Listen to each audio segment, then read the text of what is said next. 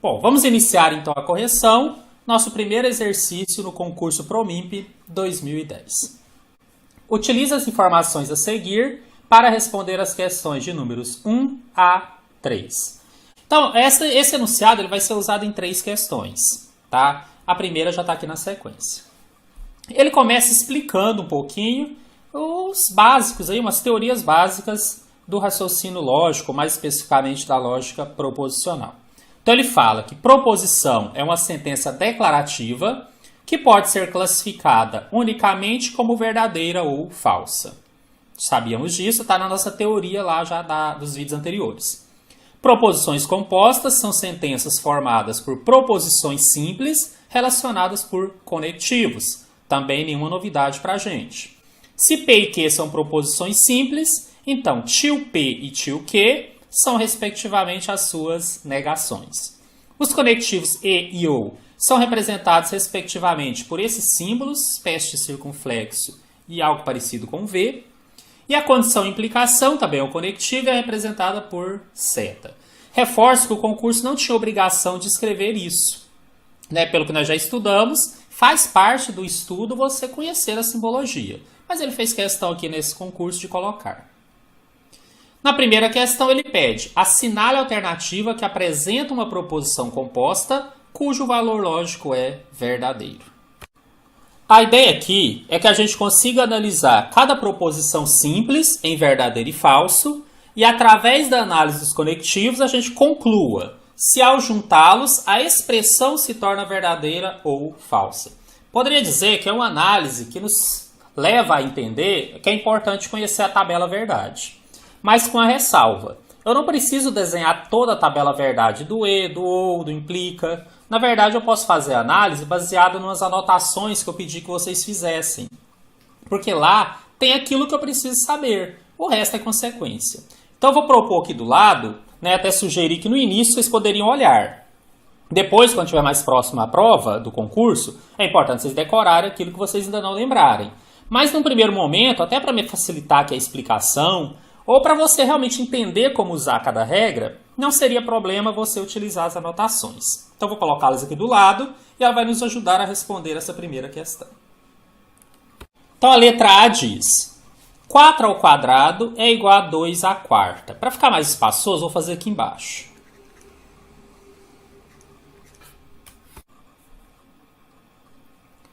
Vamos pensar, quanto que é 4 ao quadrado? 4 ao quadrado é 4 vezes 4, que dá 16. E quanto que é 2 à quarta? 2 à quarta é 2 vezes 2 vezes 2 vezes 2. 2 vezes 2, 4 vezes 2, 8 vezes 2, 16. Então ele está dizendo que 16 é igual a 16. Isto é verdade. Aí ele colocou aqui o E. E a segunda?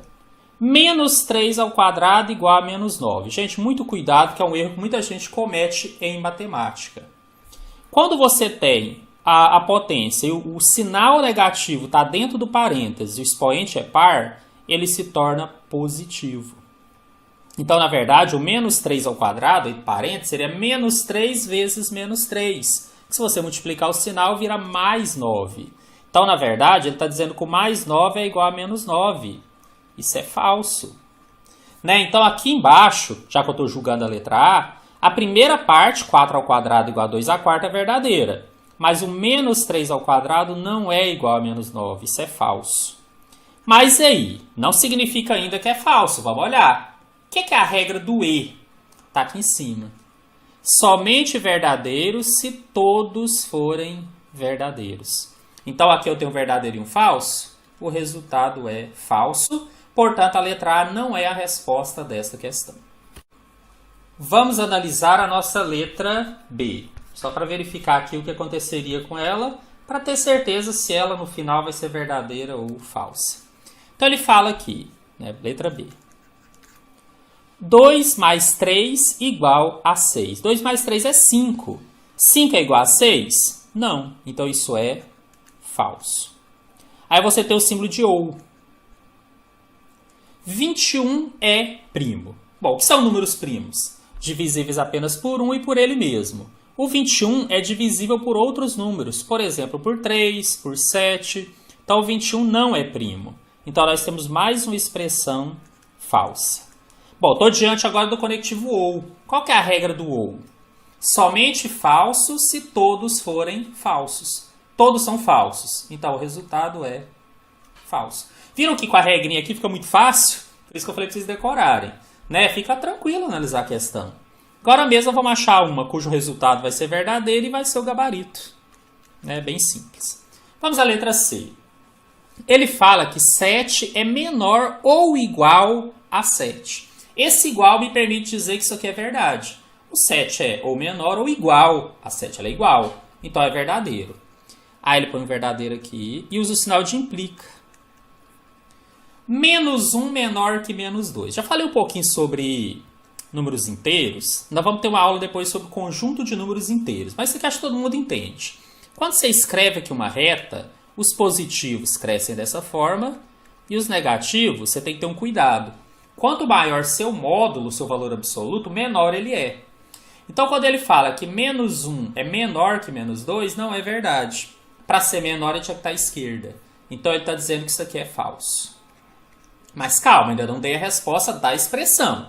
Sei que 7 menor ou igual a 7 é verdadeiro. E sei que menos 1 menor que menos 2 é falso. O que diz a regra do implica? Se então. Somente falsa se a primeira for verdadeira e a segunda falsa. Exatamente o que está aqui. Então, de novo, estamos diante de uma expressão falsa. A letra C não é a resposta dessa questão. Vamos à letra D. 3 ao quadrado é igual a 8. Bom, 3 ao quadrado é 3 vezes 3, dá 9. Ele está dizendo que 9 é igual a 8. Isso é falso. Implica. 1 é menor que 2. Opa, 1 é menor que 2. Está aqui. Está à esquerda. Então, é verdadeiro. Bom, e a conclusão? Estamos diante de novo da regrinha do se então. Ela só é falsa se a primeira for verdadeira e a segunda falsa. Não é o que está acontecendo aqui. Em todas as outras situações, o resultado é verdadeiro. Nossa, então é possível ter aqui um resultado verdadeiro, mesmo as primeiras sendo falsas? Sim, é a tabela verdade do implica. Se não ficou claro para vocês, volta lá no primeiro vídeo dessa matéria, né, que seria 2 vídeos anteriores, onde eu expliquei a primeira parte de lógica proposicional, e olha a tabela verdade do se então, você vai perceber que isso aqui é verdadeiro. Então já temos o gabarito da questão, que é a letra B. Mas vamos ver por que cair não seria. 3 menos 2 é igual a 1. Verdadeiro. 3 menos 2 dá 1. 4 é menor que 3? Não, é falso. E o que diz a regra do se então, que é o implica? Que é falsa se a primeira for verdadeira e a segunda falsa. Exatamente isso aqui. Então confirmamos, o gabarito da primeira questão é a letra D. Bom, como aquele enunciado era comum para as questões de 1 a 3, para ficar mais claro para vocês, eu repeti o enunciado todo aqui. Mas não vou ler ele todo de novo, não. Ele só estava explicando o que era a proposição, né, a simbologia utilizada, nós já até sabíamos. Vamos direto à resolução da questão número 2.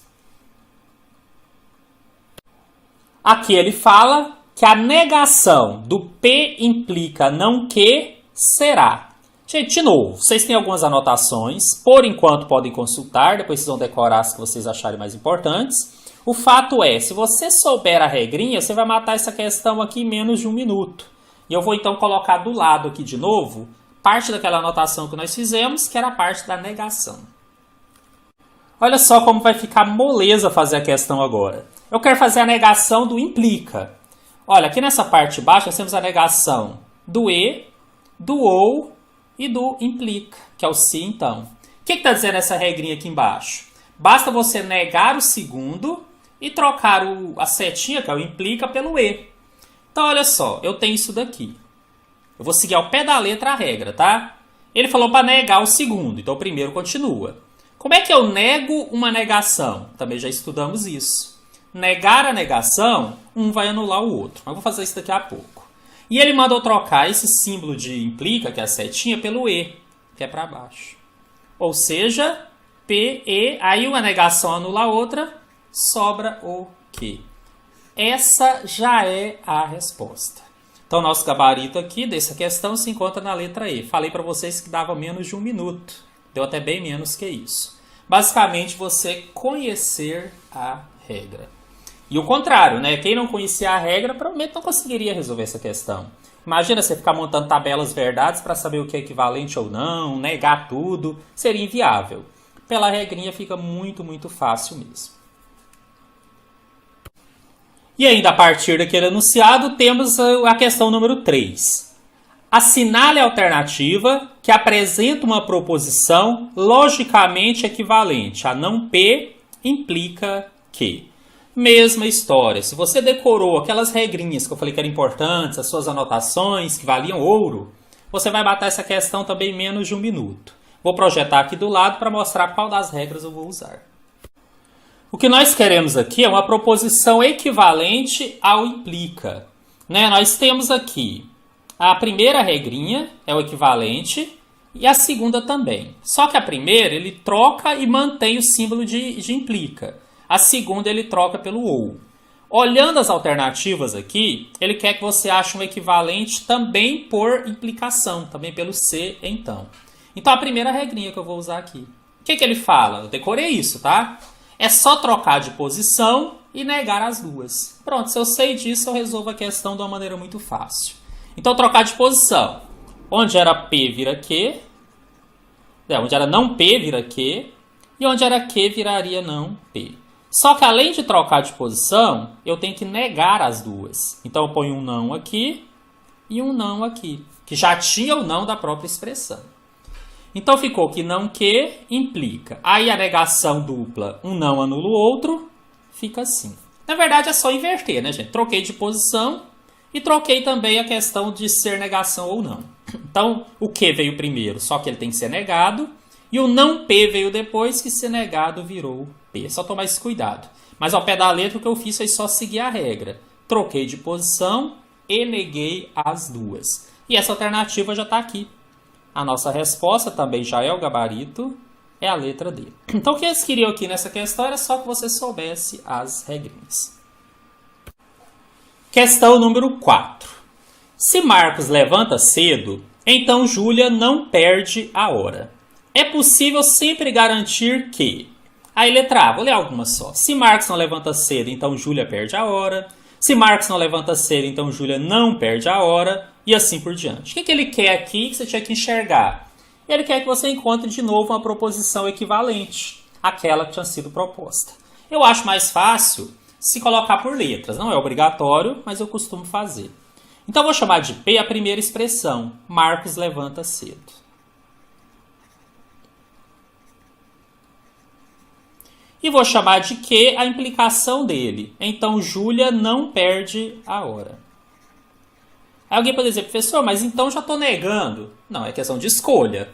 Se eu coloco que o que é Júlia perde a hora, na hora de montar a expressão eu ponho com a negação. Funciona do mesmo jeito. Mas eu acho que simplifica se você já considerar a frase como sendo o afirmativo. Né? Não sei se eu confundi vocês, acho que não. Mas vocês vão ver aqui na resolução. É uma questão de opção. Eu preferi não usar negação aqui nesse momento. Então, Júlia não perde a hora. Não, eu chamei de que. Não tem problema. E aí, levando em conta a maneira que eu escolhi aqui para descrever o P e o Q, aí eu levo a uma conclusão. Se Marcos levanta cedo, que é o P, então, é o implica, Júlia não perde a hora, que é o Q. Pronto, então eu preferi fazer dessa forma. Agora eu quero a proposição equivalente a ela. Eu nem vou projetar de novo, vocês falarem que a gente já decorou. É tão fácil. Qual que é a proposição equivalente para o implica? Porque aqui está tudo, ó, se, então. Então continua no implica. É uma das formas de transformar em equivalente. É só inverter e negar as duas, lembra? Acabamos de olhar. Ou seja, não que implica não P. Só tem que transformar isso agora para texto. O que é o não que? Júlia perde a hora. É só inverter a ideia.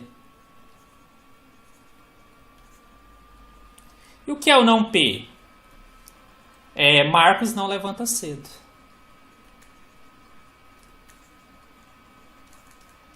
Agora é só procurar nas alternativas o não P implicando o não P. Ou seja, se Júlia perde a hora, então Marcos não levanta cedo. Eu já achei aqui, ó, a letra D. Se Júlia perde a hora, então Marcos não levantou cedo. Gente, o tempo verbal aqui não importa, tá? É importante, é só a sequência mesmo. Então aqui a gente já conseguiu, né, encontrar qual era a proposição equivalente aqui, né?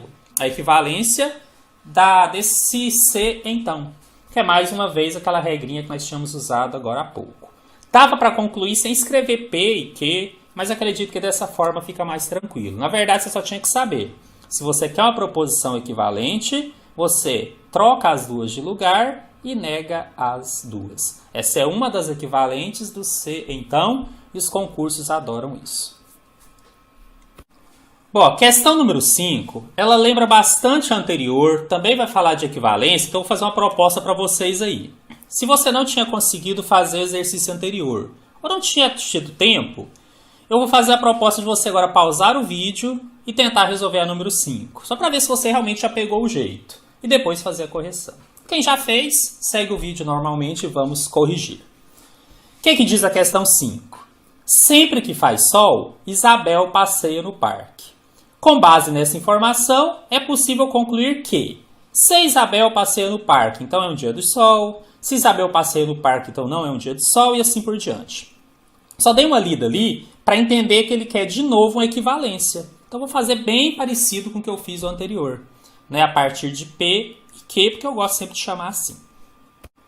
Vou chamar de P, então, fazer sol.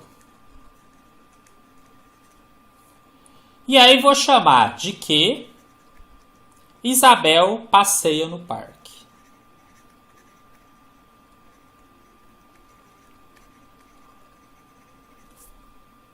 Bom, mas qual é o conectivo que vai ligar aqui essas duas proposições simples? Gente, aí eu vou chamar a atenção também para o nosso material, que quando eu ensinei o se então, que é o condicional, eu fiz questão de escrever algumas outras formas que ele poderia aparecer.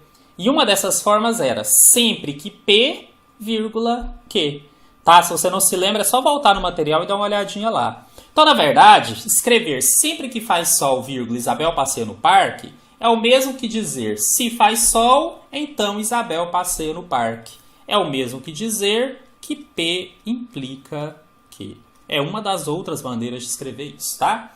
E aqui que é a proposição equivalente? Já decoramos, porque ele também colocou nas alternativas uma equivalente em condicional, né? Em si, então. Então é só inverter as duas e negar. Não Q implica não P. E o que é o não Q? Se o Q é Isabel passeia no parque, o não Q é Isabel não passeia no parque.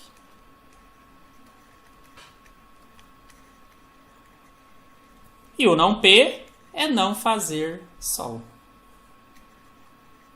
Pode vir com um texto um pouquinho diferente, tá? Língua portuguesa aí, a gente vai adaptar. Mas a ideia é não fazer sol, pode estar com outras palavras, vai dizendo isso que também vale. Então eu só tenho que garantir que se Isabel não passeia no parque, não fez sol. Vai arrumar a língua portuguesa, né? Senão fica estranho. Então lá, Isabel passeia no parque. Não, não é essa. O que eu tinha que inverter, Isabel não passeia. Letra B também não é, Isabel passeia. Vamos ver a letra C. Isabel não passeia no parque, não que, implica que não é um dia de sol, que é o mesmo que não fazer sol. É exatamente a resposta do exercício. Na letra D, não está fazendo sol, então colocou o não P primeiro, não é a resposta. A letra E também colocou o não P primeiro, não fazer sol. Quando a gente faz a equivalência, tem que trocar eles de lugar e inverter, claro, né? Então, na verdade, a resposta já estava aqui. Resposta letra C. O que vocês vão perceber de todos que eu corrigi até agora? Se souber as regras, você resolve com facilidade e são questões bem rápidas. Ou seja, é uma questão que você provavelmente nem vai perder tempo no concurso se você estiver bem preparado em relação a isso. Temos agora na questão 6 algo um pouco diferente. Como eu tinha comentado com vocês, o raciocínio lógico ele é bem amplo. E quando a banca falou proposicional, ele limitou um pouco. Mas também não é só conhecer conectivo, não é só conhecer proposições. Tem a questão do silogismo, das deduções. Então eu trouxe aqui um exercício que caiu no concurso IBGE 2010, que está relacionado a você verificar a relação que há entre as proposições, né? A partir de duas frases. Ele citou aqui que em uma sala de aula havia no quadro as informações a seguir. Primeira, hoje é segunda-feira. Segunda, depois de amanhã será quarta-feira. Nesse quadro há duas frases que levam à seguinte conclusão. Ele fala que a primeira informação condiciona a segunda, mas a segunda não condiciona a primeira. Bom, vamos ter um cuidado aqui. O que é condicionar? É que se uma for falsa, a outra passa a ser falsa também. É uma maneira de pensar. E se for verdadeira, a outra passa a ser verdadeira. Então, olha só. A primeira informação condiciona a segunda. Hoje ser segunda-feira condiciona depois de amanhã ser quarta?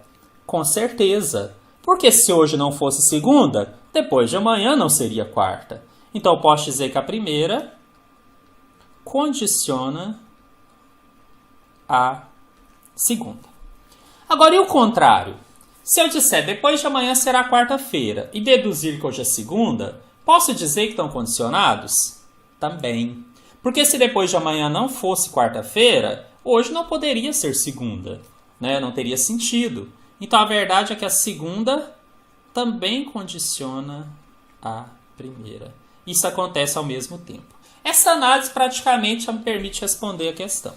Por que a letra A está errada? Porque ele falou que a primeira condiciona a segunda, mas alegou que a segunda não condiciona a primeira. E ela, na verdade, condiciona. Então, não é a resposta. Letra B. A segunda informação condiciona a primeira, mas a primeira não condiciona a segunda. É errada da mesma forma, de acordo com a análise que nós já fizemos. Letra C. As duas informações podem ser verdadeiras simultaneamente, mas nenhuma delas condiciona a outra. É errado também. Elas se condicionam. As duas informações são equivalentes, ou seja, cada uma condiciona a outra. Essa é a resposta. E letra E, as duas informações são contraditórias. Elas não podem ser verdadeiras simultaneamente. Claro que podem e devem. Hoje ser segunda-feira, já me deduz que depois de amanhã, obrigatoriamente seja quarta-feira. Portanto, o gabarito aqui está na letra D.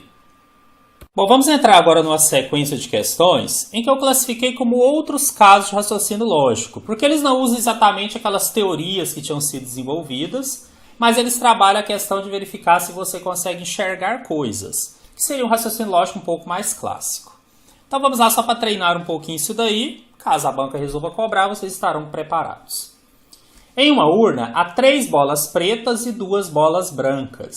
As bolas pretas estão numeradas de 1 a 3. Entre as bolas brancas, uma tem o número 2 e outra o número 4, como ilustrado na figura abaixo. É correto afirmar que, retirando-se da urna uma única bola, e aí tem as alternativas. Esse é um exercício que eu não vou calcular nada antes. Eu vou simplesmente verificar se as afirmativas podem estar corretas ou não. Bem direto. Vamos à letra A. A quantidade de bola preta... se eu tirar uma única bola, tá? Essa é a condição. Vou escrever aqui. O que diz a letra A? Que a quantidade de bolas pretas ficará igual a de bolas brancas. Isso é possível?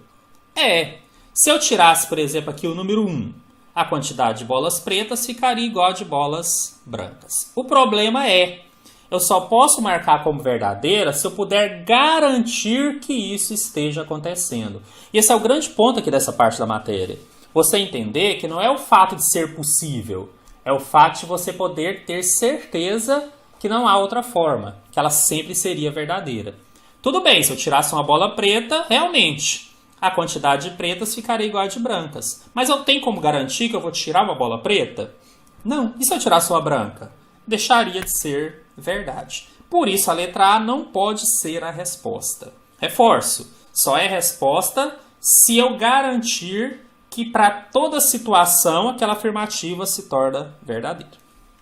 Agora, depois condições diferentes, olha só. É correto afirmar se eu tirar uma bola. E se a bola for branca, agora já está te dizendo que é branca, a quantidade de bolas pretas ficará igual a de brancas. Não, se eu tirar uma branca, eu vou ter 3 pretas e uma branca. Então isso é falso. A letra B também está errada. Eu vou eliminando elas aqui, tá? A A não é, a B não é. E a C? Se essa bola for preta, não sei qual, a quantidade de bolas com número par ficará igual a de bolas com número ímpar. Não, também não. Né? Se eu tirasse aqui a 2, até é verdade, par e ímpar. Mas lembra da história de garantir? Ele falou que eu estou tirando o número 2? Não, ele só falou que ela é preta. Então eu poderia, por exemplo, aqui no sorteio ter tirado 3. Né? O sorteio que eu falo porque eu tirei sem olhar. Pronto, a quantidade de bolas com par ficou igual a ímpar? Não. Então é uma coisa que poderia acontecer, mas eu não posso garantir. Por isso a letra C também não é a resposta da questão. Letra D. Se essa bola tiver um número ímpar, a quantidade de bolas pretas ficará igual a de bolas brancas. Gente, está correto. Se eu tirar o número ímpar, só tem duas possibilidades, 1 e o 3. O que acontece se eu tirar o 1? A quantidade de bolas brancas fica igual a bolas pretas. E se eu tirar o 3? A quantidade de bolas brancas fica igual às bolas pretas. Ou seja, a letra D é verdade. Por quê?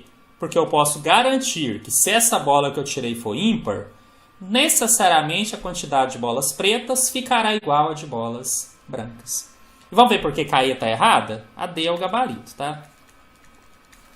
Se essa bola tiver um número par, a quantidade de bolas pretas ficará igual a de bolas brancas. Olha, se eu tirar o par e for o 2 preto, até é verdade. Mas como ele fala que é par, eu podia ter tirado 4, por exemplo. A quantidade de pretas não ficou igual a de bolas brancas. Então, mais uma vez, só para confirmar, a nossa resposta e o gabarito da questão encontra-se na letra D. Questão número 8. Os funcionários de uma firma estão na fila do refeitório. O 16º funcionário ocupa o lugar central da fila. Quantos funcionários estão nessa fila? É uma questão fácil, mas se você não estiver atento, você erra. Por quê? Você tem uma fila, então você tem algumas pessoas aqui antes, tem a pessoa que está no meio e tem algumas pessoas depois aqui, que eu não sei quantas são ainda. Só que ele fala, quem está aqui no meio é o 16º funcionário. O que significa? Que eu tenho que ter 15 antes dele e que eu tenho que ter 15 depois. E aí os mais apressados vão achar, bom, então nessa fila tem 30. Peraí, mas e ele? Ele é uma pessoa. É só o detalhe que você tem que olhar aqui, o cuidado. Então eu tenho 15 pessoas, tenho ele e tenho mais 15. Por isso ele está na posição central. Quantas que eu tenho ao todo? 31. Só, mas era simples assim? Era. O objetivo aqui era bem simples assim mesmo. Não sei, gente, para esse concurso cairia questões desse jeito. Porque ele não se encaixa 100% na ideia de lógica proposicional. Mas, como eu falei, eu queria um curso completo. De repente eles acham que é um raciocínio que envolve matemática como um todo e cai e fica difícil depois a gente questionar. Então coloquei, mesmo sendo simples, mesmo não trazendo aquelas regrinhas de lógica proposicional que nós já estudamos, mas que de repente vai ajudá-los aí a desenvolver esse raciocínio, que às vezes é um detalhezinho que aparece que faz a gente errar. No caso de vocês, que vai fazer vocês acertarem a questão.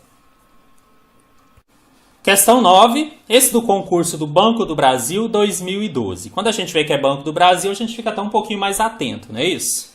Então vamos lá. Um grupo de 40 pessoas, homens e mulheres, está reunido em uma sala. Todos têm mais de 30 e menos de 50 anos. Alguns homens têm menos de 40 anos e algumas mulheres mais de 35 anos. Considere que a idade de cada pessoa seja representada por um número inteiro, anos completados até a presente data. Desse modo, afirma-se que nesse grupo há. Vou fazer como no anterior, né? Eu vou tentar julgar as afirmativas, verificar se elas podem ser verdadeiras ou não em qualquer situação. Esse é o grande segredo. A pergunta não é isso é possível, a pergunta é, posso garantir isso? Essa é a lógica. Mas antes só vou anotar aqui essa faixa que eles falam. Como ele fala que tem mais de 30, então a primeira idade que deveria aparecer é 31. E quando ele fala que tem menos de 50, a maior idade que poderia aparecer seria 49. E já vou chamar a atenção para essa faixa aqui. E eu nem separei homens e mulheres, porque eu não tenho informação suficiente para isso. Eu não tenho ideia de quantos homens e quantas mulheres. Não fala que é metade, não cria uma relação. Só queria chamar a atenção para saber quantas idades nós temos aqui. Nós temos 19 idades possíveis. Como é que eu sei disso, gente? Cuidado. Se eu subtrair 49 menos 31, vai dar 18. Mas quando eu faço isso, aí eu excluo 31. Então, quando você quer incluir tanto o de baixo quanto o de cima, você subtrai e soma 1. É só uma das maneiras de pensar, tá? Então, vai dar 19. Se contar nos dedos, vai dar 31, 32, 33, você vai perceber que são 19 idades possíveis. Bom, o que ele está falando? Que desse modo pode-se afirmar que há 19 pessoas, no mínimo, de idades diferentes? Eu não tenho informação para dizer isso. Eu posso ter várias pessoas com a mesma idade. Basta que eu tenha alguns homens com menos de 40, e aí eu poderia ter vários com, por exemplo, 39, não teria problema. E eu não posso garantir que 19 tem idades diferentes. Né? Pode acontecer? Pode, mas não tem como eu garantir. Porque eu não tenho informação suficiente para saber se eu tenho várias pessoas com idades iguais. O exercício não proíbe isso. Letra B. Um homem pelo menos de 45. Gente, impossível dizer isso. Como eu falei, nós temos aqui simplesmente a faixa. Eu sei que tem alguns homens com menos de 40 e algumas mulheres com mais de 35. Isso aqui só apareceu para confundir, tá? Já vou adiantar vocês. Por quê? Alguns homens terem mais de 40 não me garante que necessariamente um tem que ter 45. Porque eu posso ter um monte com 41. Não me proíbe. Tá? Entendam isso. A ideia aqui é não extrapolar. Você só pode julgar aquilo que você tem garantia dentro da questão. Letra C, pelo mesmo motivo. Posso garantir que alguma mulher tem 39 anos? Não posso. Hora nenhuma eu tenho argumentos ou fundamentos para concluir isso. Pessoas com a mesma idade? Opa, vamos conversar. São 40 pessoas. Só tenho 19 idades possíveis. É possível ser falso que eu vou ter pessoas com a mesma idade? Não. Eu vou ter que ter pessoas com a mesma idade. Por quê? Porque eu tenho 40 pessoas e só 19 idades. Então, com certeza, eu vou ter pessoas com a mesma idade. Não importa se são homens ou mulheres. Então, essa letra D, eu posso afirmar com certeza que acontecerá. E na letra E, ele fala que eu posso garantir que um homem ou uma mulher necessariamente tem idades iguais. Não posso. Eu sei que tem pessoas com idades iguais. Como eu não separei quantidade de homens e mulheres, eu posso ter pouquíssimas mulheres e elas não terem a mesma idade, por exemplo, que qualquer um desses homens. Então a resposta aqui, na verdade, era na simplicidade, né? Era exatamente você entender que grande parte dessas informações te complicaram, mas que você não poderia usá-las para concluir praticamente coisa alguma. A única conclusão possível aqui é que se eu tenho 40 pessoas e são só 19 idades possíveis dentro da faixa que foi dita, obrigatoriamente algumas têm de ter idades iguais. Número 10. Também do Banco do Brasil, só que agora de 2014. Observe essa adição. U mais EU igual a UE. Sendo E e U dois algarismos não nulos, então eles não podem ser zero, e distintos. Então vamos destacar isso daqui. Ele quer a soma E mais U. Na verdade, essa soma E mais U é só para você não fazer por tentativa. Embora a gente vai acabar fazendo. Mas não tentar pela resposta. Então nós vamos fazer tentativas porque é a melhor maneira de resolver essa questão. Eu sei que eles são algarismos, então o algarismo teria que ser 0, 1, 2, 3, 4, 5, 6, 7, 8 e 9. Vamos supor que isso aqui seria o U. E o E também seria. Só que assim, eu vou preocupar só com o U, porque o E é consequência. Bom, gente, então eu poderia imaginar aqui fazer por tentativa. Só que eu não vou tentar todos. Eu vou eliminar aqueles que eu sei que já são impossíveis para agilizar a questão. Olha só, tanto o E quanto o U são não nulos, não podem ser zero. Então já descartei o zero. O que mais que eu vou observar? Agora é a lógica. Tá vendo aqui que U mais U tem que dar E, e do outro lado o E tem que se transformar em U? Qual a única forma desse valor aqui ficar diferente desse numa soma? Se houver aqui um valor que veio do anterior. Sabe quando você leva um algarismo? Então você tem que acrescentar alguma coisa aqui ao E para ele virar U. E como é que eu acrescento alguma coisa ao E? Se a hora que eu somar isso daqui, esse valor ficar maior que 9. Porque se ficasse menor que 9, eu não levaria nada para o lado esquerdo e esses dois termos seriam iguais. E eles têm de ser distintos. Isso ficou claro para vocês. Vou fazer um exemplo aqui só de cabeça para vocês entenderem. Por que eu nem testaria o 1? Porque 1 mais 1 mais 1 dá 3. Não leva um valor para o outro lado. E obrigatoriamente tem que levar. Então só interessa se aqui for maior que 9. Então aqui eu já mato um monte de possibilidades. O 1 não serve porque 1 mais 1 mais 1 dá 3. O 2 não serve porque o 2 mais 2 mais 2 dá 6. O 3 não serve porque 3 mais 3 mais 3 dá 9. Então, na verdade, eu ia tentar só esses aqui. E aí, não sei se vocês enxergariam isso, eu descartei o 5. Porque 5 mais 5 mais 5 dá 15. E o U não pode ser igual ao E, porque eles têm de ser distintos. Então eu fui enxergando essas coisas aqui, tá? Para tornar mais rápido. Então na prática, era só testar esses outros aqui. Vou mostrar para vocês. Imagina então que o U fosse 4. O que aconteceria? Seria 4 mais 4 mais 4. Tá aí tudo bem. 4 mais 4, 8, mais 4, 12, vai 1. Aí o E é o mesmo que deu aqui embaixo, tá vendo? Então tinha que ser o 2. Aí 1 mais 2 deu 3. Não bateu, porque o U teria que aparecer aqui e aqui. Então o 4 não é. Gente, não é demorado fazer isso não, tá? Por isso que eu fiz por esse método. Se o U fosse 6, aí seria 6 mais 6 mais 6. 3 vezes 6 é 18, vai 1. Aí isso aqui é 8, o E tá aqui, não tá? Eu repito ele aqui. 8 mais 1 dá 9. Esse número tem que bater com esse. Não deu, então também não é 6. Estou rabiscando aqui. Se fosse o 7, 7 mais 7 mais 7, 3 vezes 7 dá 21, vai 2. Aí esse valor eu tenho que repetir aqui. E a soma tem que bater com o que estava aqui. Acho que vocês já pegaram o jeito, né? O 7 não é. Vamos tentar o 8. 8 mais 8 mais 8. 3 vezes 8 dá 24, então vai 2. Esse valor é o que eu coloco aqui. E 4 mais 2 dá 6. Esse tinha que bater com esse, que é o próprio U, que aparece nos dois lugares. Também não é o 8. Espero que seja o 9. O 9 daria 9 mais 9 mais 9. 3 vezes 9, 27. Vai 2. Esse valor eu repito aqui. E 2 mais 7 dá 9, que bateu com esse daqui. Ou seja, o U será 9. E o E? O E está aqui. O E será 7. Viram? Eu fiz por tentativa, mas eu fui direcionando por lógica, né, aqueles que eu sabia que não tinha sentido, para ganhar tempo. E acabei me limitando a algumas tentativas apenas. Para ser bem honesto para vocês, não sei por que razão, eu também já tinha enxergado que o U tem que ser maior que o E. Por quê? Porque quando eu somasse alguma coisa ao E aqui na última coluna, tinha que dar o U. Então o E tinha que ser menor. Por algum motivo eu comecei do 9, tá? Quando eu fui gabaritar a questão. Então eu dei muita sorte, porque eu matei de primeira.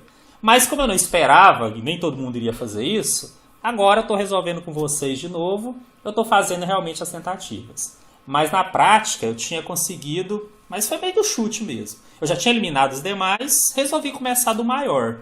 Acabou que de primeiro eu já tinha acertado, mas é sorte. Então aqui, se a gente não quer contar com a sorte, daria para fazer essas tentativas aqui. Não perdemos muito tempo, eram tentativas rápidas.